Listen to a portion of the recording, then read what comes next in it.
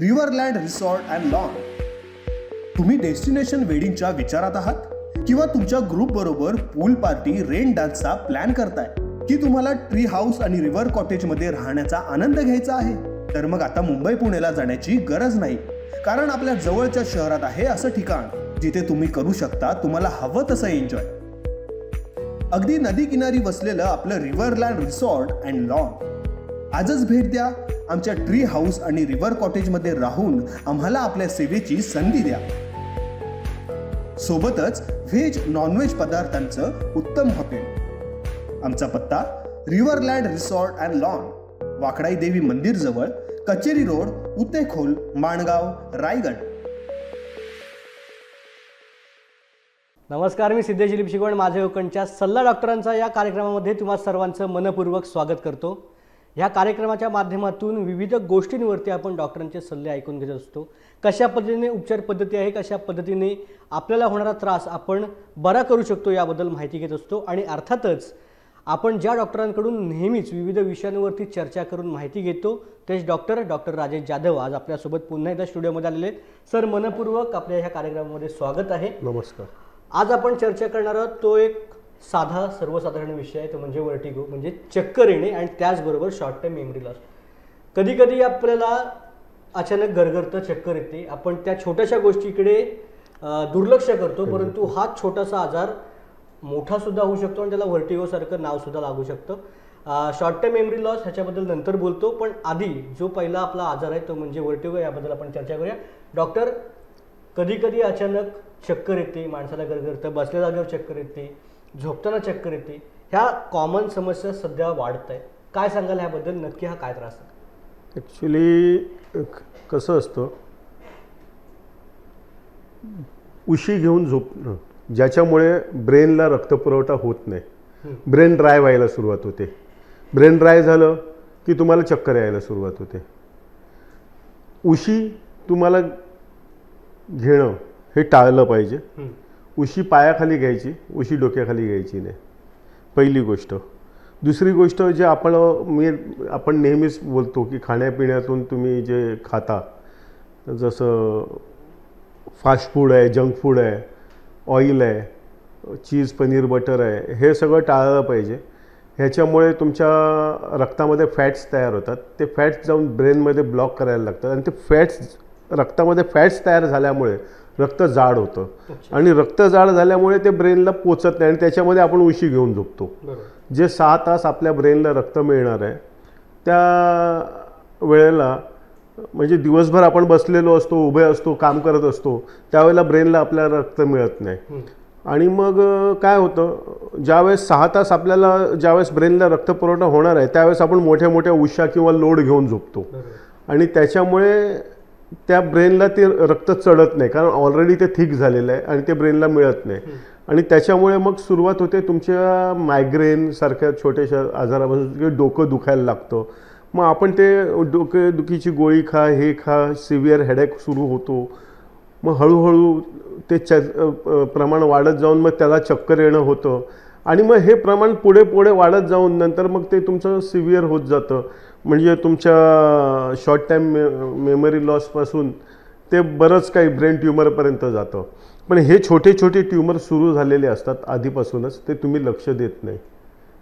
तर त्याच्यामुळे हे वर्टिगो जे आहे ते उन्हाचा त्रास झाला की चक्कर येणं, तुम्हाला झोपेतून पटकन उठायला गेलं की गरगरणं, हे सगळं त्याच्यामुळे होतं. लगेच कॉमनली आपण जेव्हा बघतो, सर्वसाधारणपणे उन्हातनं कोण प्रवास करत असेल तर त्याला गरगरतं, जसं तुम्ही म्हणतात, किंवा झोपेतनं उठल्यानंतर गरगरतं. हे कशामुळे होतं? म्हणजे ह्या मागचं काय कारण आहे की उन्हाच्या त्रासाने आपण समजू शकतो की तापमानामुळे आपलं डोकं गरगरतं, परंतु झोपताना किंवा बसताना लगेच आपल्याला जागेवरती फिरल्यासारखं होतं. ह्या मागचं कारण तेच सांगतोय, रक्त जाड झाल्यामुळे रक्त ब्रेनला पोचत नाही, रक्त ब्रेनला पोचत नाही म्हणून ते गरगरतं. आता मागे तुमच्या खेडमधूनच एक पेशंट आली होती, कोण काय तिचं नाव आता माझ्या लक्षात नाही आहे, तिला भरपूर चक्कर येत होत्या. तर आता आपल्या ट्रीटमेंटने गेल्या 2 महिन्यापासून तिची ट्रीटमेंट सुरू आहे. आता ती चक्कर वगैरे सगळी बंद झाली. तिचा फोन येतो मला की सर माझी चक्कर बंद झाली. कारण का आपण काय केलं, तिचं ब्रेन लुब्रिकंट केलं, ब्रेनला आता रक्तपुरवठा व्हायला लागला ती चक्कर बंद झाली. आता ह्याच्यावरती तुम्ही जसं म्हणलात की रक्तामधलं फॅट आणि दुसरी गोष्ट म्हणजे आपण उशी घेऊन झोपतो त्यामुळे चक्करचं प्रमाण वाढतं, ब्रेनला रक्त पुरत नाही. आपल्या माध्यमातून जेव्हा आपल्याकडे असे पेशंट्स येतात त्यांच्यावरती कशा पद्धतीने उपचार पद्धती असते, म्हणजे कशा पद्धतीने त्यांच्या ब्रेनपर्यंत रक्त पोचतं? आपण ब्रेनला लुब्रिकंट करतो. आपण नसेतून नाकातून ड्रॉप देतो, ते आपल्या श्वासातून आपण ज्यावेळेस झोपतो जे ऑक्सिजन आपल्या ब्रेनला जातं ते ऑक्सिजन त्याला कॅरी करून ब्रेनला घेऊन जातं आणि ब्रेनला लुब्रिकंट करतं. आणि ते जेव्हा लुब्रिकंट होतं तेव्हा ते ब्रेनमध्ये रक्त जायला लागतं आणि उशी काढून टाकतो आपण. अच्छा. त्यामुळे रक्त इझिली ब्रेनला पोचायला सुरुवात होते आणि रक्त ब्रेनला पोचायला सुरुवात झाली की चक्कर यायची बंद होते. पण कॉमनली आता जर बघितलं सर्वसाधारणपणे लहान मुलांपासून मोठ्यांपर्यंत सर्वांनाच उशी झोपताना लागतेच. हो, पण चुकीचं आहे ना. म्हणूनच तर आतापासून आपण प्रिकॉशन घ्यायचं. मी तेच सांगत असतो प्रत्येकाला की तुम्ही प्रिकॉशन घ्या. तुमच्या आजार तुम्हीच टाळू शकता, तुम्हीच स्वतःचे डॉक्टर बनू शकता. तुम्ही जर हे सगळं केलं, प्रिकॉशन घेतलं, तर पुढे आमच्याकडे यायची गरजच पडणार नाही तुम्हाला. काही काही सर लोक असे आहेत म्हणजे लेडीज ज्या प्रामुख्याने ज्यांची उदाहरणं आम्ही सुद्धा बघितली की ज्या उशी वापरत नाहीत पण त्यांना सुद्धा अशा पद्धतीचा त्रास होतोय. मग ह्या मागचं नेमकं कारण काय? रक्त पोचत नाही ना, ब्रेन ड्राय झाले. जे आता उशी वापरत नाहीत पण ते आधी वापरत होत्या, मग आता कुठल्या तरी डॉक्टरांकडे जातात ते आणि मग ते डॉक्टर त्यांना सांगतात उशी वापरू नका. पण आता उशी वापरली नाही तरी ते रक्त पोचत नाही आहे ना ब्रेनला, त्याच्यामुळे ती चक्कर येते. ज्यावेळेस माझ्याकडे पण येतात असे बरेचसे पेशंट, मी त्यांना सांगतो उशी वापरायची नाही. ते नाही, आम्ही बंद केली उशी.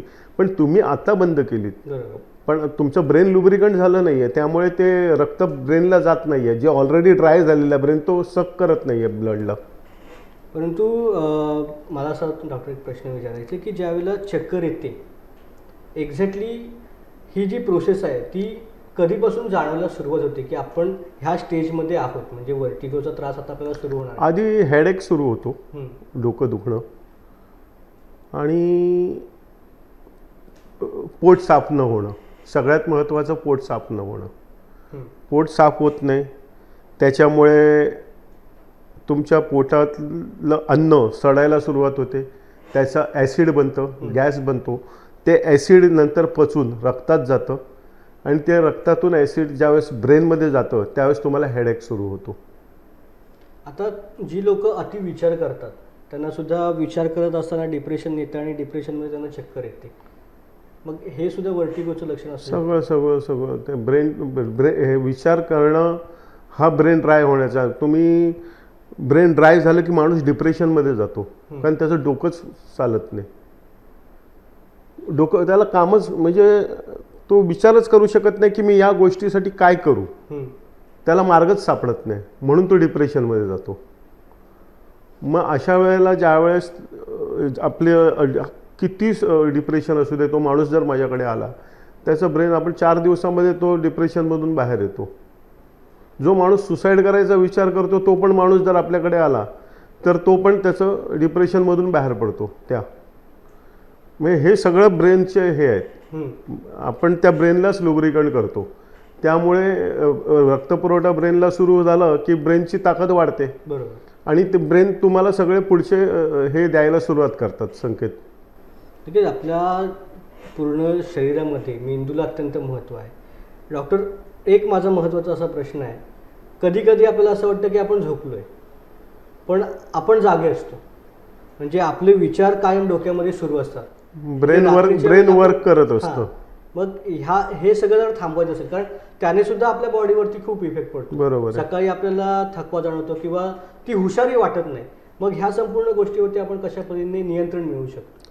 तेच आहे, माझं नस्य जर वापरलं की तुम्ही 4थ्या ते 5व्या दिवसापासून झोपायला सुरुवात होते आणि सकाळी उठल्यानंतर तुम्हाला असं वाटतं की आज मी खूप फ्रेश वाटते मला, कारण मी झोपलो, आज व्यवस्थित झोपलो.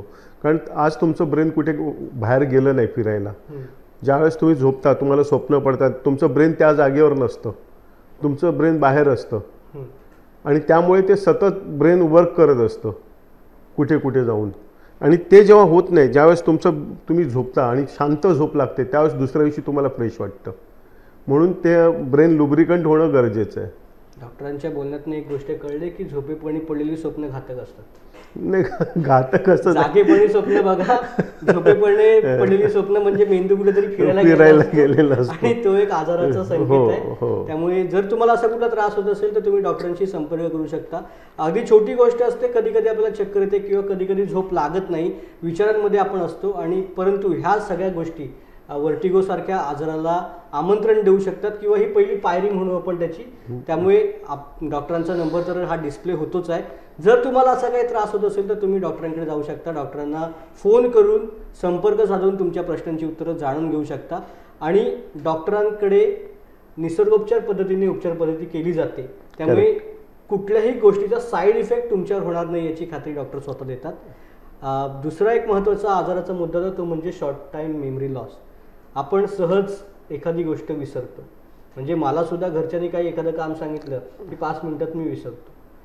मग मजेशीर असं कधी कधी म्हटलं तर काय तुला मेमरी लॉस झालाय, बरोबर आहे, परंतु ही गोष्ट सुद्धा तेवढीच गंभीर आहे. हो नक्कीच. कारण काय असतं, आपण छोट्या छोट्या गोष्टी आधी निग्लेक्ट करतो की अरे माझं पुस्तक विसरलो कुठे, पेन विसरलो कुठे, पाकिट राहिलं कुठे. पण हे तुमच्या शॉर्ट टाईम मेमरी लॉसचे संकेत सुरू झालेले असतात. हे पुढे जाऊन तुम्ही जास्त जास्त जास्त वाढत जाणार असतात. कारण मग पुढे ज्यावेळेस वाढतं जास्त त्यावेळेस मग असं होतं की घरामध्ये चिडचिड निर्माण होते. आणि जसं आता जेवला माणूस आणि मग अर्ध्या तासाने तो म्हणतो अरे मला कोणी जेवायला नाही दिलं. मग त्यावेळेस घरची माणसं म्हणतात आता अर्ध्या तासापूर्वी जेवायला दिलं तुम्हाला, मला नाही मिळालं जेवायला. मग घरातली माणसांना असं वाटतं की हे आमच्यावर खोटे ब्लेम करतायत. त्यांना हे कळत नाही की त्यांची शॉर्ट टाईम मेमरी लॉस झाली आहे म्हणून. आणि हेच पुढे जाऊन मग तुम्हाला सगळ्या घरच्यांना फॅमिलीला त्रासदायक होतं. त्यामुळे अशा व्यक्तींना त्याच वेळेला तुम्ही आधीच ट्रीटमेंट केलीत तर ही पाळीच येणार नाही. आणि जर अशी असेल कोणाला तर त्यांनी नक्की यावा माझ्याकडे, मी त्यांना ठीक करेन. पण तू ह्या गोष्टीची डॉक्टर लक्षण काय? कारण आता नॉर्मली लहान मुलं शाळेमध्ये कॉलेजमध्ये किंवा विद्यार्थी छोट्या मोठ्या गोष्टी विसरतात, कामाच्या गडबडीमध्ये छोट्या मोठ्या गोष्टी आपणही सर्वसाधारणपणे कधी कधी विसरून जातो. परंतु एवढा मोठा आजार त्यामुळे होईल असं तेव्हा लक्ष देत नाही. मग ह्याची नक्की लक्षणं कशी ओळखायची? लक्षणं हीच सांगितली ना मी तुम्हाला, जी शॉर्ट टाईम जे तुम्हाला थोडं जी लक्षात राहत नाही.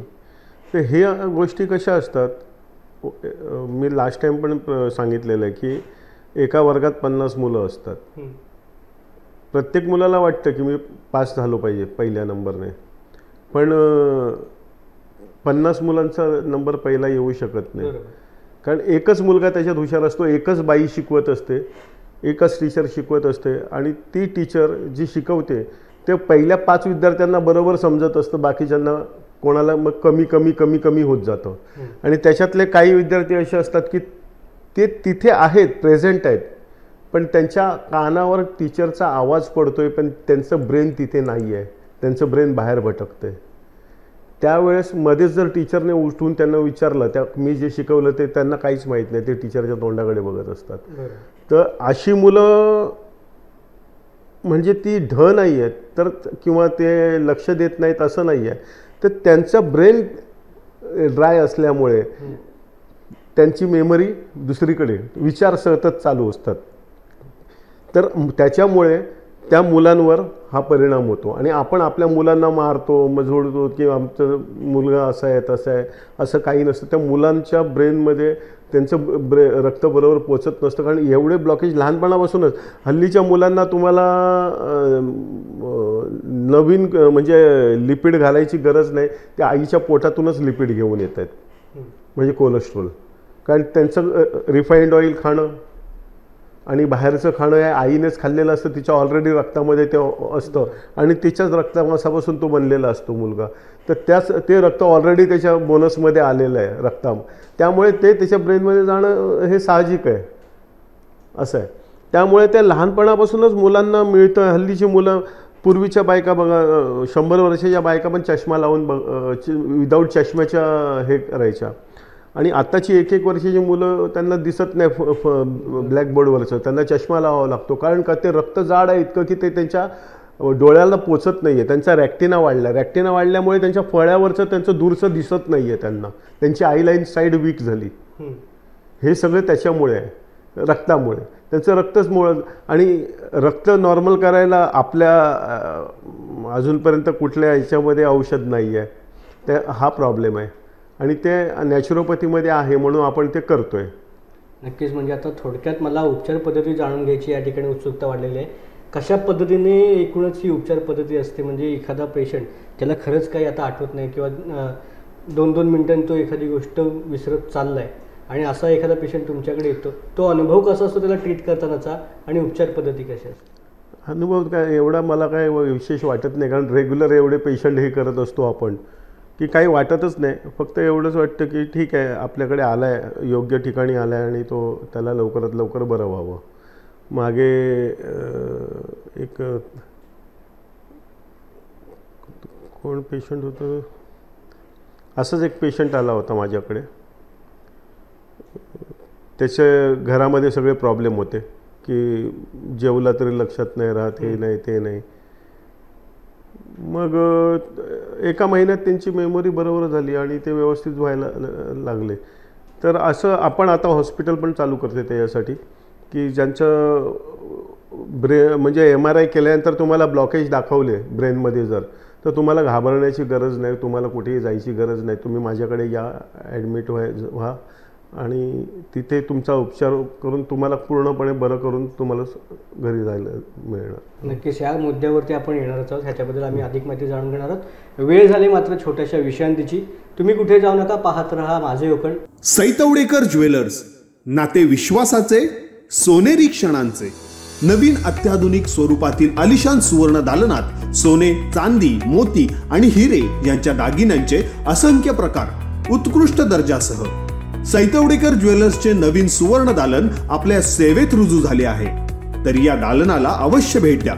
आमचा पत्ता सैतवडेकर ज्वेलर्स, छत्रपती शिवाजी महाराज पुतळ्यामागे, nursery road, Dapoli. Saitawadekar jewellers, नाते विश्वासाचे, सोनेरी क्षणांचे. विश्रांतीनंतर पुन्हा एकदा माझे कोकणच्या सल्ला डॉक्टरांचा या कार्यक्रमामध्ये तुमचं मनपूर्वक स्वागत करतो. डॉक्टर जाधव यांच्यासोबत आपण चर्चा करतोय. सर, तुमचं मनपूर्वक स्वागत आहे पुन्हा एकदा. विश्रांतीला जाण्याआधी एक विषय डॉक्टरांनी सुरू केला तो म्हणजे हॉस्पिटलचा. स्वतःचं तुम्ही हॉस्पिटल आता रुग्णांसाठी सुरू करताय आणि वर्टिगो, शॉर्ट टर्म मेमरी अशा रुग्णांना तुम्ही त्या ठिकाणी उपचार देणार आहात. काय सविस्तर सांगाल, कशा पद्धतीचं हे हॉस्पिटल असणार आहे, हॉस्पिटलची निर्मिती कुठे करताय आणि कुठे कुठे ट्रीटमेंट? आपण विरार इथे हॉस्पिटल बनवतो आहे, एक 100 बेडचं. आता स्टार्टिंग आहे, नंतर जसं जसं वाढत जाईल तसे तसे बेड्स वाढतील. तिथे ती सोय करून ठेवलेली आहे. तिथे जे शॉर्ट टाईम मेमरी लॉसचे पेशंट आहेत, कारण मागे मी एकदा रेडिओ 92.7 FM मी ॲड दिली होती आपली, की आम्ही हे अल्झायमर वगैरे रिकवर करतो. त्यावेळेस बरेच फोन मला असे आले की सर, आम्हाला माझ्या पेशंटला 5 वर्ष झाली, 10 वर्ष झाली, त्यांना मेमरी लॉसचा प्रॉब्लेम आहे. तर मी त्यांना सांगितलं की आता जर फ्रेश असेल तर तुमची रिकव्हरी लवकर होईल, आता मी सांगू शकत नाही. तर त्यावेळेस ते मला ओरडायचे की तुम्ही आधी का नाही केली तुमची ॲड, कारण आम्हाला माहीतच नव्हतं की हे रिकवर होऊ शकतं. जर हे आधीच तुम्ही आम्हाला भेटले असतात तर हे झालं नसतं असं वगैरे. तर म्हणजे काय काय लोक तर असं, मला असं वाटायचं की मी काहीतरी चुकी केले आणि मला ॲड करायची तर मार्केटिंग करायची, तेवढा पैसा होतायला लागेल. तर ठीक आहे, पण आता प्रत्येकाचे ते मनातल्या वेदना असतात ते व्यक्त करतात ते. मग आता त्याच्यासाठी आपण आता हळूहळू करून ह्या स्टेजला आलो की आपण हॉस्पिटल ओपन करू शकतो आता त्या रुग्णांना. कारण काय असतं, मी औषध द्यायचा प्रयत्न करतो, पण काही लोक औषध म्हणजे त्या माणसांना कंटाळलेली असतात, घरातली माणसं त्यांना औषधं प्रॉपर देत नाहीत आणि नंतर मग ते मला ब्लेम करणार की तुम्ही औषधं घेतली पण आम्हाला काही बरं नाही वाटलं. तर त्याच्यामुळे आपण हॉस्पिटल चालू केलं की पेशंटने तिथे यावं, राहावं, तुम्हाला त्यांची रिकव्हरी 100% दिसणार. कारण त्यांचं जे प्रिकॉशन घ्यायचं आहे, जे घ्यायचं आहे ते आम्ही तिथे घेऊ आणि त्यांना पूर्ण ठीक करून तुमच्याकडे स्वाधीन करू. त्या हॉस्पिटलमध्ये डॉक्टरांची आणि कशा पद्धतीने सोयीसुविधा सगळे आहेत, सगळे डॉक्टर्स आहेत तिकडे. ॲलोपॅथीचे पण डॉक्टर असणार, नॅचरोपॅथीचे डॉक्टर्स आहेत, तुमचे आयुर्वेदिकचे डॉक्टर्स आहेत, योगिक सायन्सचे डॉक्टर आहेत, सगळे डॉक्टर असणार आहे, डाएटचे डॉक्टर आहेत, सगळे पाच टाईपचे डॉक्टर तिथे असणार, चाइल्ड स्पेशलिस्ट असणार. कारण आपण त्याच्यासोबत ते हे स्पेशल चाइल्डसाठी पण मुलांसाठी घेतो आहे हॉस्पिटल तिथे. तर अशी मुलं जे 3 महिन्यापासून 3 वर्षापर्यंतची जी मुलं आहेत ती जर आपल्याकडे आली आणि त्यांनी 90 दिवस आपल्या इथे स्टे केला विथ आपण त्यांच्या पॅरेंट्ससोबत त्यांना तिथे ठेवायची सोय करतो आहे. एक पॅरेंट त्यांच्यासोबत राहू शकतो बाळासोबत. आणि पुढच्या 90 दिवसात 50 ते 100% मी नाही म्हणत, पण 95% रिकव्हरी आपण त्यांची जास्तीत जास्त करायचा प्रयत्न करणार आहोत. की ज्या मुलांचे 3 महिन्यामध्येच आले तर त्यांचे जे अवयव वीक असतात ते पण तुमचे डेव्हलप होतात. पण जसं वय वाढत म्हणजे तुम्ही जास्त वेळ न दौडता जर आलात पटापट, आईवडिलांना ही गोष्ट ॲक्सेप्ट करायला वेळ जाते की आपलं मूल हे स्पेशल आहे. ते त्यांना असं वाटतं की होईल, आज नाही उद्या होईल होईल होईल होईल होईल होईल या आशेवर ते जगत असतात. आणि नंतर मग ज्यावेळेस ते एकदम 5-6 वर्षाचं मूल होतं त्यावेळेस ते ॲक्सेप्ट करतात की नाही आपलं मूल आता हे ह्याला स्पेशल चाइल्डच्या शाळेत घातलं पाहिजे किंवा कुठेतरी केलं पाहिजे, त्याला घरात बसून चालणार नाही. पण एवढा वेळ जो तुम्ही घालवता त्याच्यापेक्षा तुम्ही जर आमच्याकडे आलात, तुम्हाला कळलं तर ते नक्कीच तुम्हाला तुमचं मूल त्याच्यामध्ये रिकव्हरी दिसेल. आणि जे त्या कंडिशनला राहणार आहे त्याच्यापेक्षा ते नक्कीच 50 ते 100% रिकवर झालेलं दिसेल तुम्हाला. मागे एकदा माझ्याकडे एक मूल, कारण मी स्पेशल चाइल्ड फक्त हा वर्ड ह्याच्यासाठी म्हणजे बोलतो आहे की प्रत्येक आजाराला एक नाव वेगळं आहे आणि मी किती आजारांची नावं घेऊ, मी प्रत्येक मुलांचं आजाराचं नाव घेऊ शकत नाही. मागे एकदा माझ्याकडे एक नालासोपाऱ्यावरून एक बाळ आलं होतं, 2.5 वर्षाचं होतं. त्याचे हे आयबॉल जे आहेत ते राऊंड फिरायचे गोल गोल, त्यामुळे ते मूल उभंच राहू शकत नव्हतं. म्हणजे तो 2-2.5 वर्ष झाला तरी त्याला जिथे बसवणार तिथेच बसून राहायचा, तो उभा पण नाही राहायचा कारण त्याला दिसतच नव्हतं, सगळं गोल गोल फिरते. आणि त्याची 2 वर्ष ट्रीटमेंट चाललेली होती आणि तो एक मालाडला कोणी न्यूरोलॉजिस्ट आहे त्याच्याकडे गेला होता. तर त्यांनी सांगितलं की बाबा रे तू काय आता ह्याच्या मागे पैसे घालवू नकोस, तू दुसऱ्या मुलाचा प्रयत्न कर, कारण आमच्याकडे ह्याच्यासाठी औषध नाही.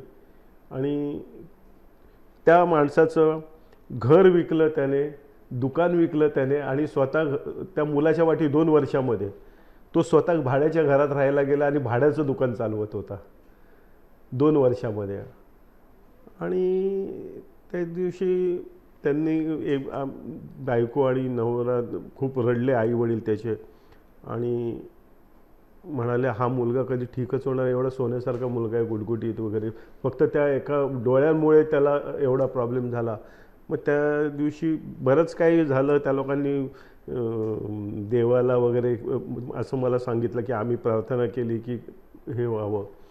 आणि दुसऱ्या दिवशी तो त्याचं हार्डवेअरचं दुकान आहे, त्या दुकानात तो बसला होता, मुलाला ठेवलं होतं त्या काउंटरवर आणि तो देवपूजा करत होता. तेव्हा त्या गावातला एक माणूस गेला तिथे, तर त्याने बघितलं, तो म्हणा असा काय रे मुलगा तुझा, तर तो म्हणतो असं त्याने सांगितलं सगळं असं असं. तर तो म्हणाला आपल्या इथे एक डॉक्टर आहे मुंबईला, ते आपले सरपंच आहेत, त्यांच्या घरी येतात, तर तू त्यांना विचार, नक्की तुला मदत होईल. मग तो गेला, त्यांच्याकडून नंबर वगैरे घेतला, मला त्यांनी फोन केला सरपंचांनी, तिकडच्या परशुराम पाटील म्हणून आहेत त्यांनी, की डॉक्टर साहेब असं असं आहे, एक मुलगा आहे इथे, त्याला तुमची गरज आहे. म्हटलं ठीक आहे, मी आलो की बघेन तिकडे. आणि मग ते बाळ घेऊन आले, ते मी एक दिवस गेलो तिकडे, त्यावेळेस ते घेऊन आले. मी म्हटलं त्यांना एवढा खर्च येईल, ते म्हणा खर्चा प्रॉब्लेम नाही, आमचं घर विकलं गेलं, आमचं सगळं विकलं ह्या मुलाच्या पाठी, आता एवढ्याशा खर्चासाठी आम्ही हे नाही करणार.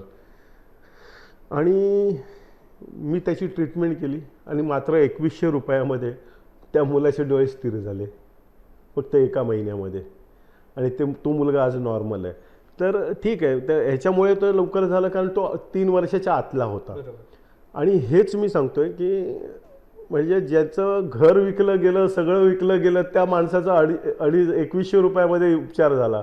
हेच जर तुम्ही आधी आलात आणि आधी सगळं झालं तर तुमचं बेनिफिट, तुमचं मूल हातातून जायच्या आधी तुम्ही माझ्याकडे या, त्याचे उपचार करा. आणि कितीही असू दे, कितीही बॅड पोझिशनमध्ये असू दे ते बाळ, ते आपल्याकडे आणून आपण नक्कीच त्यांच्यासाठी 100% प्रयत्न करतो की त्यांची जास्तीत जास्त रिकव्हरी व्हावी.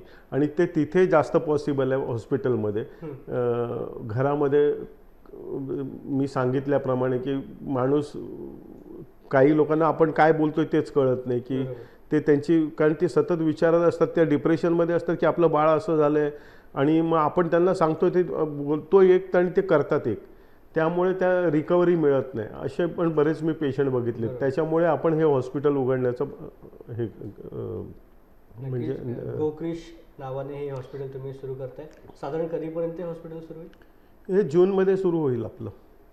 म्हणजे जून नंतर जर कोण असे पेशंट्स असतील ते आत्तापासून त्यांची बुकिंग झाली पाहिजे. आत्तापासून त्यांनी हे केलं तरच त्यांना आपण अटेंड करू शकतो. कारण नाहीतर बरीच मुलं आहेत अशी की ज्याच्यामुळे काय होणार, नंतर पेशंट वाढले की तुम्हाला जागा नाही मिळणार तिथे. त्याच्यामुळे, कारण तिथे आपण 3 टाईपचे घेतोय. एक तर अल्झायमरवाले पेशंट घेतोय, दुसरे फ्रेश पॅरालिसिस झाला आहे आणि तुम्ही माझ्याकडे घेऊन आलात तर त्यांच्या पुढच्या 5-6 दिवसात त्यांची रिकव्हरी दिसते तुम्हाला. तर ते पॅरालिसिसचे पेशंट असणार आहेत तिथे. हे शॉर्ट टाईम मेमरी लॉसचे ॲम्नेसियाचे पेशंट असणार, अल्झायमरचे पेशंट असणार. त्यामुळे अल्झायमरचे पेशंट फक्त मुंबईत म्हटलं तर 10,000पेक्षा जास्त आहेत. बापरे. फक्त मुंबईत, एकट्या मुंबईत अल्झायमरचे पेशंट. तर तुम्ही विचार करा तुम्हाला किती लवकर बुकिंग करायची आहे ती. बरं. त्यामुळे आता आम्ही सुद्धा प्रेक्षकांना विनंती करतो, जर डॉक्टरांनी आता जे आजार सांगितलेले आहेत त्या आजारापैकी तुम्हाला किंवा तुमच्या ओळखीच्या कोणालाही असा त्रास असेल तर तुम्ही दिलेल्या संपर्कावर कॉन्टॅक्ट करून बुकिंग करू शकता. जूनपासून हे हॉस्पिटल सुरू होतंय. आणि जर तोपर्यंतही तुम्हाला शक्य नसेल तर आधी तुम्ही भेटून औषधोपचार सुद्धा सुरू करू शकता. ह्या संपूर्ण गोष्टी सुरू आहेत. डॉक्टरांचं हॉस्पिटल कुठे आहे त्याचा पत्ताही आम्ही तुम्हाला डिस्प्ले केलेला आहे. त्यामुळे लवकरात लवकर वेळ न दवडता लवकरात लवकर तुम्हाला जर बरं व्हायचं असेल, रिकवर व्हायचं असेल तर तुम्ही डॉक्टरांना संपर्क करा. डॉक्टर, आज तुम्ही आलात, वेगवेगळ्या विषयांवर चर्चा केली. आणि एक महत्त्वाची गोष्ट म्हणजे हॉस्पिटल सुरू करणार असल्याची बातमी आमच्या माध्यमातून तुम्ही प्रेक्षकांना दिलीत, त्याबद्दल आम्ही तुमचं मनपूर्वक आभार मानतो. तुमच्या हॉस्पिटलला आणि खूप साऱ्या शुभेच्छा आहेत. आणि जे पेशंट तुमच्याकडे येतील ते लवकरात लवकर रिकवर होतील एवढीच आमची प्रार्थना आहे. आपले कोकणच्या माध्यमातून माझ्याकडे बरेच पेशंट आले आणि त्याच्यातले मला वाटतं मी जवळजवळ 90% पेशंट लोकांना आपण रिकव्हरी दिलेली आहे. बरोबर. आणि मी नुसतंच बोलत नाही तर आपण जे बोलतोय ते करून. त्यामुळे मी हे म्हणेन की तुम्ही एकदा या, पहिलं या, अपॉइंटमेंट घ्या, या, नंतर ठरवा की आपल्याला ॲडमिट करायचं आहे की त्या बाळाची जी कंडिशन असेल त्याच्यावर मी सांगेन की त्याला ॲडमिट करायचं आहे की नाही करायचं आहे. मग त्याच्यासाठी तुम्हाला गरजेचं नाही की जूनपर्यंत थांबा, तुम्ही आधी या, एकदा व्हिजिट करा माझ्या इथे क्लिनिकला. ओके असेल मी सांगेन तुम्हाला आणि मग तुम्ही बुक करून तुमचं ठेवू शकता. म्हणजे काय की ज्यावेळेस फर्स्ट कम फर्स्ट बेसिसवर असं.